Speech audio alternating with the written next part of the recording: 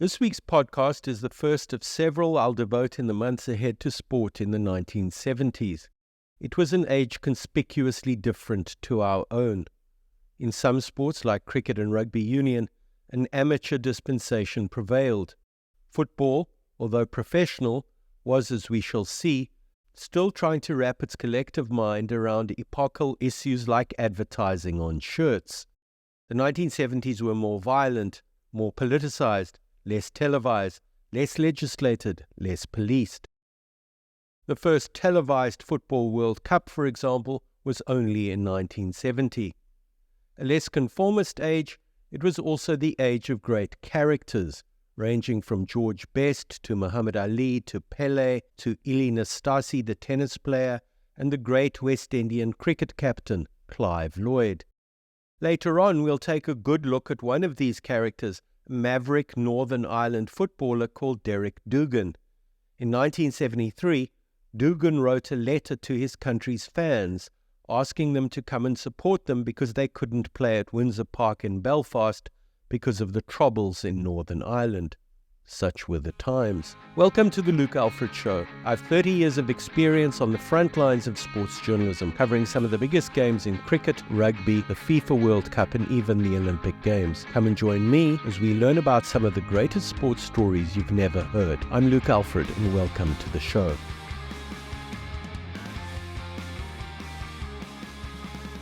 For 10 blissful days, the 1972 Munich Olympics was christened the Serene Olympics, or the Cheerful Games, by the world's media.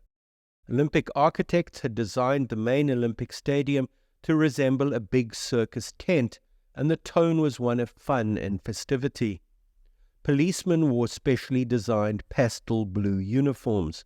They were all unarmed, holding only walkie-talkies. Hostesses were in similarly calming pale blue.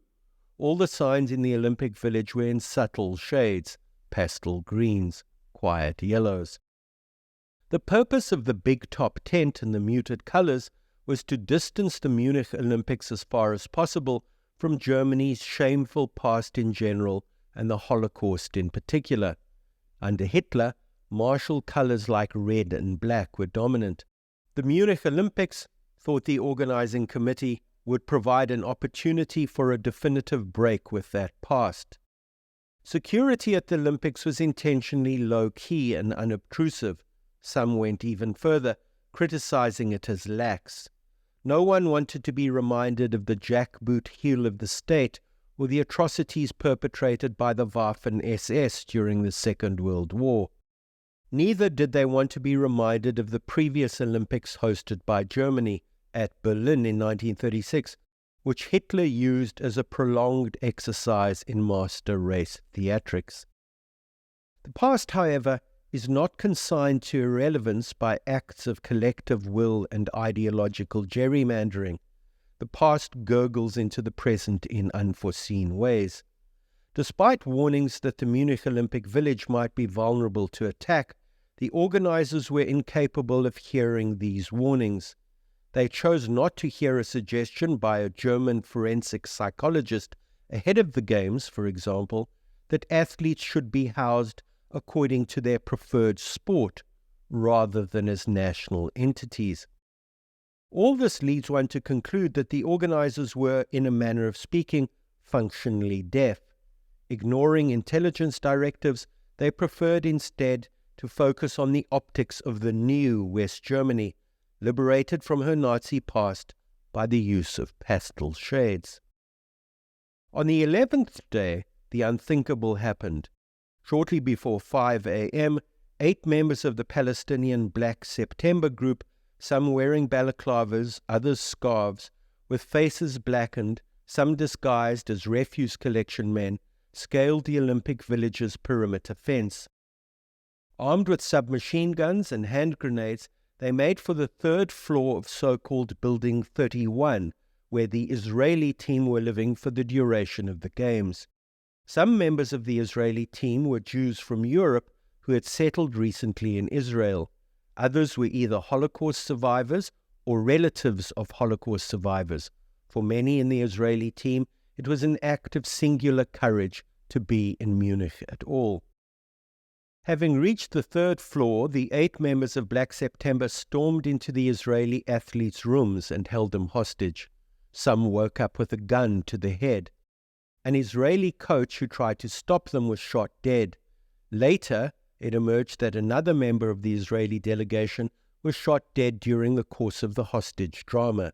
The Munich Olympics were serene no more. Much of this was captured by an American Broadcast Corporation camera trained on Building 31 from their broadcast headquarters just outside the village. For 16 hours, ABC showed the unfolding siege live, as did tens of other stations from around the world. Occasionally there was a flurry of action. The masked or partly disguised gunmen, some of them in brightly colored tracksuits, could be seen moving about in the rooms. At one point they threatened to kill one Israeli hostage an hour, although this threat never transpired. West German negotiators were seen entering and leaving the building. Not only did the world remember the Nazi pageantry of the Berlin Olympics, and not only did the Israeli team in Munich remember the Holocaust, some Black September members had long memories too. They remembered that, in the 1948 Arab-Israeli War, the Israeli Defense Force had expelled the members of 2 Palestinian Christian villages, Ikrit and Biram, formed as a result of the United Nations 1947 partition plan. The memories of the expulsion lived on, so they called their hostage-taking operation Ikrit and Biram. According to an excellent article by Michael Sokolov in the New York Times, at one point a piece of paper floated poetically down from a third-floor balcony. Here was a list of the Palestinians' demands. We will get to the substance of these demands in a minute, but we do well to remember that memories were long on both sides. Black September wanted the release of 234 Palestinian prisoners from Israeli jails. They also wanted an aeroplane to fly them and their hostages to Cairo. Finally, they demanded that the West German authorities release Andreas Baader and Ulrike Meinhof, the founders of the Baader-Meinhof gang, from a West German prison. The ABC anchor that day was Jim Mackay.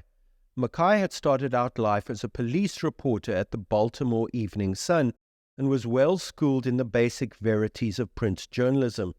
Mackay, who was 50 at the time, hosted ABC's Wide World of Sport, a miscellaneous concoction of the mainstream in sport as well as the weird and wonderful, including arm wrestling, barrel jumping, cliff diving, and now hostage negotiations. With its blend of high and low, the show was hugely popular, but the unfolding crisis in Munich required a different skill set. Here Mackay was required to be calm, accurate, and, if at all possible, unemotional. He also needed great stamina. While events in the Games continued less than 500 meters away, the hostage crisis unfolded slowly through all of the 11th Olympic day and well into that night. Mackay was required to have the verbal accuracy of an attorney, the objective distance of a judge, and the unwavering concentration of an airline pilot. Mackay's opening remarks, as recorded by the New York Times over 30 years later, show him in fine fettle, the extract which follows demonstrating an already impressive command of the details of the situation. Quote, "The peace of what has been called the Serene Olympics was shattered just before dawn this morning at about 5 o'clock when Arab terrorists, armed with submachine guns, faces blackened, a couple of them disguised as guards or as trash men in the Olympic Village, climbed the fence, went to the headquarters of the Israeli team, and immediately killed one man, Moshe Weinberg, a coach, 2 shots in the head, 1 in the stomach." The hours after Mackay's pithy opening remarks were long ones. Back home, 6, 7, 8, and 9 time zones in America, people were waking up to the realities of the situation. East of West Germany, in Israel and Palestine, viewers were similarly transfixed. Another ABC reporter, Peter Jennings, seconded to Munich by the station from his usual job as their Middle East correspondent, was inside the athletes' village providing reports from there. Mackay spoke to Jennings regularly. He also spoke with those, according to the New York Times, lucky enough to escape the Black September invasion in Building 31. One of them was an Israeli weightlifting coach. He admitted that while he did not believe in giving in to terrorists, he also wanted to see his friends escape from their ordeal alive. The German authorities handled the situation with very un-German authority. Late in the afternoon, Mackay reported that a deadline laid down by the authorities was approaching and a possible storming of the building was imminent. The appointed hour came and went. The storming up to the third floor of Building 31 never materialized. Instead, the German authorities allowed the Palestinians and their captives access to a helicopter which flew them all to a military airfield on the outskirts of Munich. There, the German police were hoping to ambush the Palestinians as they waited for their requested aeroplane to fly them to Cairo. The onward flight never happened. While the Palestinians were waiting with their Israeli hostages in a helicopter on the tarmac, the Germans attempted to storm them. The raid was ill-conceived and unsuccessful. A grenade blew up in the helicopter. All the Israeli hostages, 5 of the Palestinians, and a West German policeman were killed. In the aftermath of the crossfire and the grenade detonation, the 3 surviving members of Black September were arrested.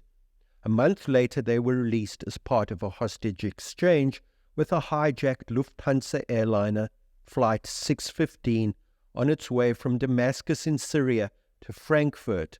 The 3 members of Black September were handed over to their comrades at Zagreb Airport in what was then Yugoslavia, while Flight 615 deviated from its original course to land in Tripoli, Libya, where all those on board were freed. There were no fatalities.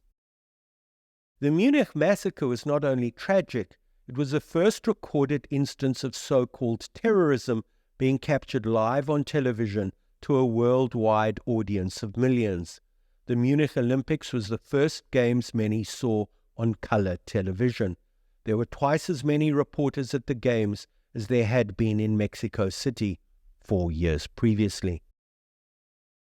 Due to the ubiquity of the cameras and the proximity of events in Building 31 to them, the Black September members were able to see the position of snipers taking up their posts and adjust their behavior accordingly.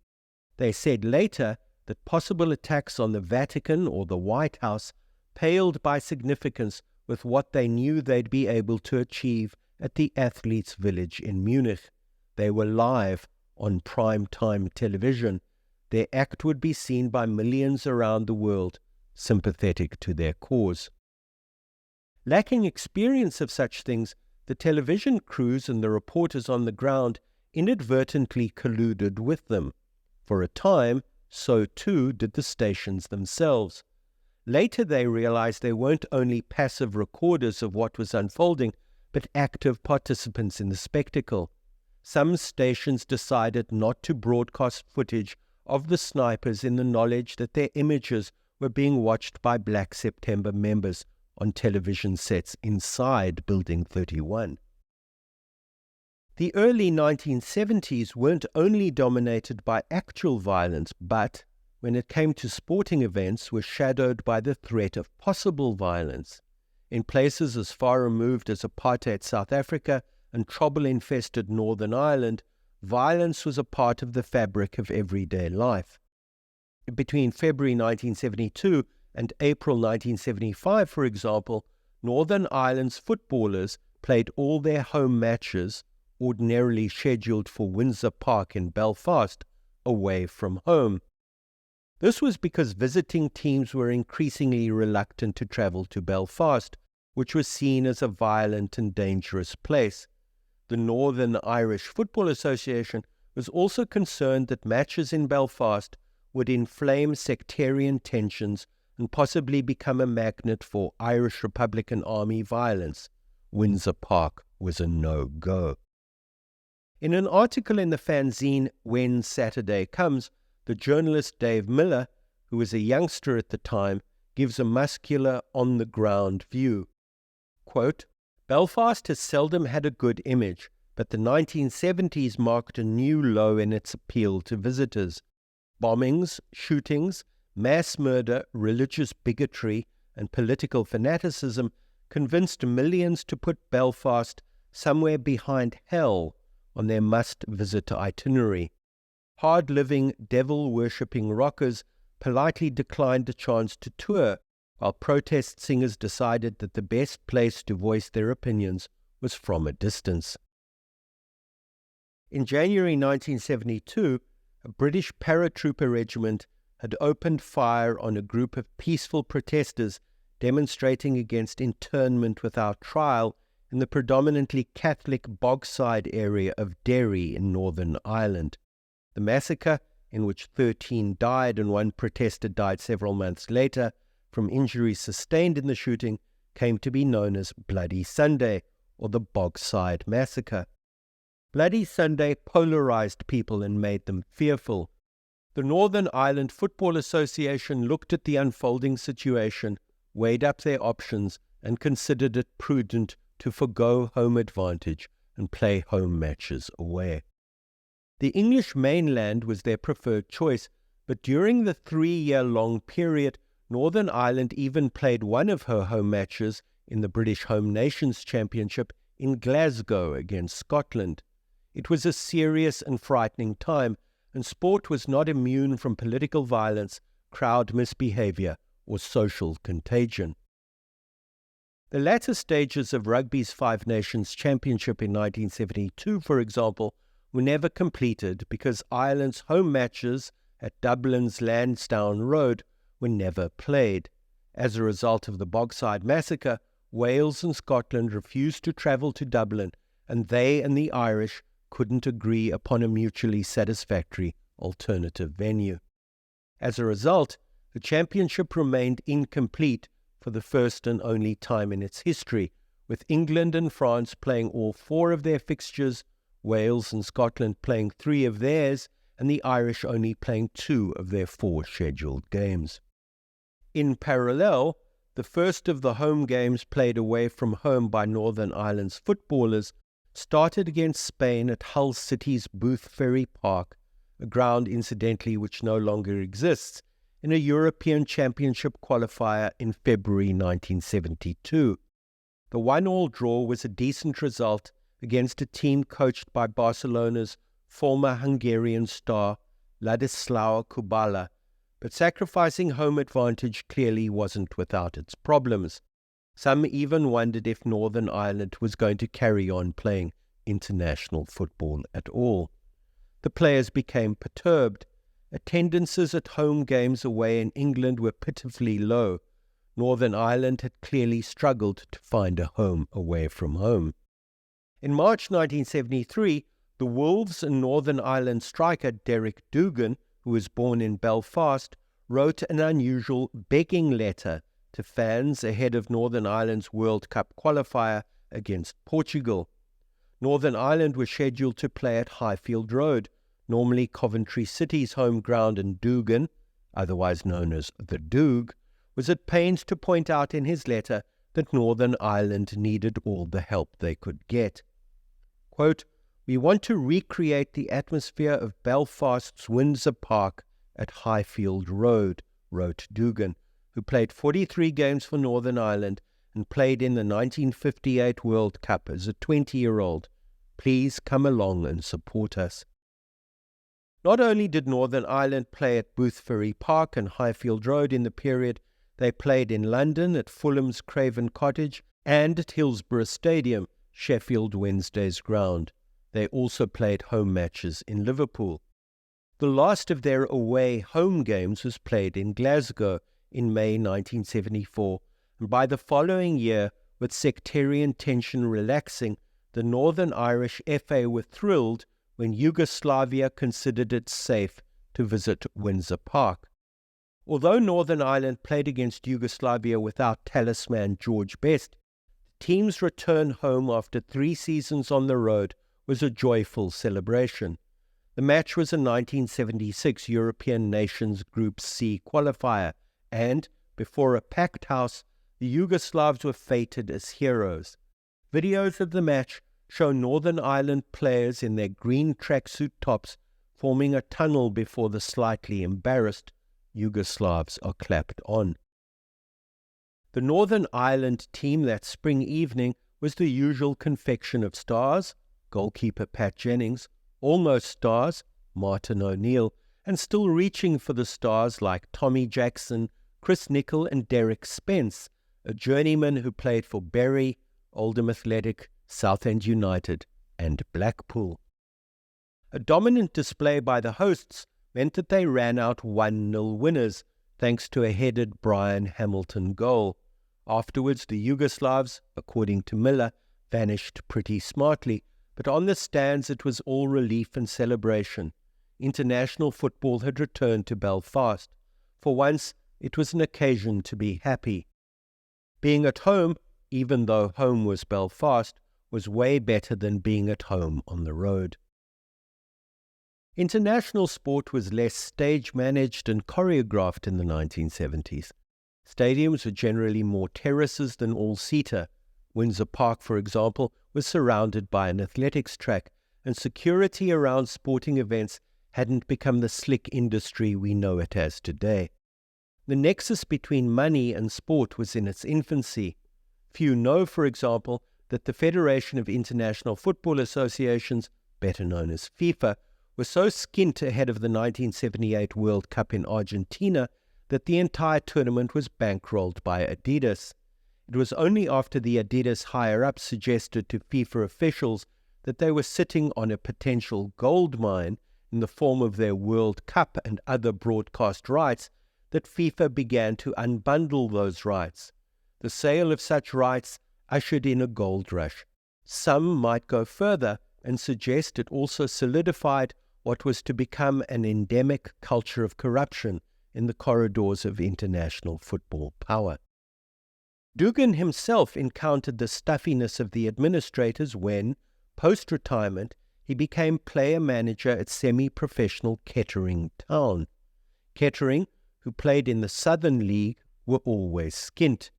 Their players had other jobs and included bank clerks, accountants, and even a carpenter.